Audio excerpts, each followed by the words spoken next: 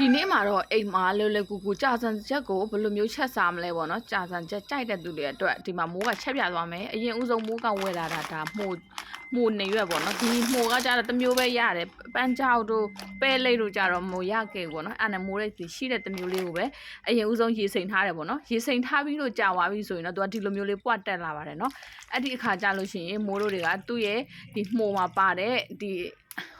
မကောင်းတဲ့ဟာလေးတွေကိုဖယ်ထုတ်ပေးထားမယ်ပေါ့နော်အရင်ဦးဆုံးမိုးကကြက်ရှိတော့နဲ့ကြက်သားတွေကိုအရသာနှဲပြီးတော့ရေနွေးပွဲဆူလာပြီဆိုရင်သူတို့ကိုအရင်ပြုတ်လိုက်ပါတယ်ပေါ့နော်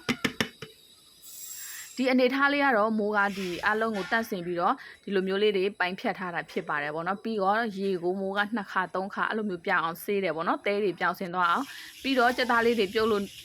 ရပြီဆိုလို့ရှိရင်တော့မိုးတော့အေးခံမယ်အေးခံပြီးအသားနှွင်မယ်ပေါ့နော်ပြီးတော့ဒါက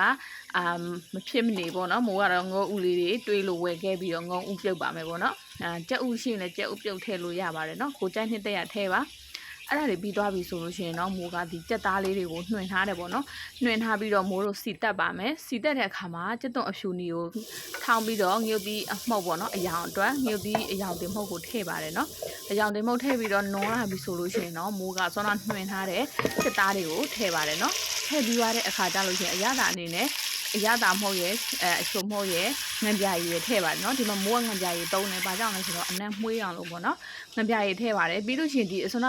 ပြင်ထားတဲ့ကြက်2ရက်တွေပါမိုးကထည့်လိုက်တယ်ပေါ့နော်တခါတည်းအရသာရုံးဝင်သွားအောင်ပြီးမှပတ်ပြည့်တယ်ဆိုလို့ရှိရင်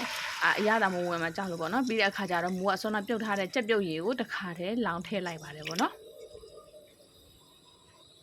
ကဲအားလုံးပြီးပြီဆိုရင်ဒီမှာမိုးကကြက်သွန်ဦးအနီလေးတွေတစ်သေးလေးတွေရှိနေတစ်သေးလေးတွေထည့်ပါနော်မိုးကဒီမှာတစ်သေးလေးတွေမရှိတဲ့အတွက်ဦးကြက်သွန်ဦးအနီကြီးတွေကို40ထိုးပြီးတော့ထည့်ခဲ့ပါတယ်ပေါ့နော်ငှင်းရည်ပို့ပြီးတော့ရှို့စေပါတယ်ပြီးရင်တော့ငရုတ်ကောင်းမှုလေးထည့်ပါတယ်ပေါ့နော်နောက်ဆုံးမှကြာစံကိုထည့်ပါတယ်ကြာစံကနူးလွယ်တာဖြစ်တဲ့အတွက်နောက်ဆုံးမှထည့်ပါတယ်နော်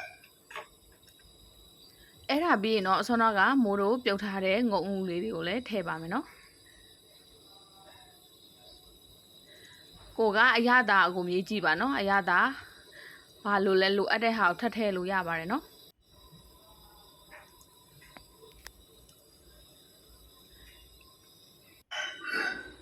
မိုးကဒီမှာကြာစံနေဝလို့ဆိုပြီးတော့ထပ်ထည့်လိုက်တာအကြတော့နောက်ကြတော့ငှင်းအိုးကြီးကတအိုးလုံးပြေသွားပါတော့ဒါဆိုရင်တော့အရသာမြေးပြီးရင်တော့မိုးတို့ရှူရှူချက်ချက်နဲ့ကြာစံချက်လေးရပါပြီပေါ့နော်အရန်လောက်ရတာလဲလွယ်ကူတယ်နော်စားလို့လည်းအရန်ကောင်းပါတယ်နော်ကြာစံချက်ဆိုလို့ရှိရင်တော့မိုးဆိုလို့ရှိရင်လည်းအရန်ကိုကြိုက်ပါတယ်နော်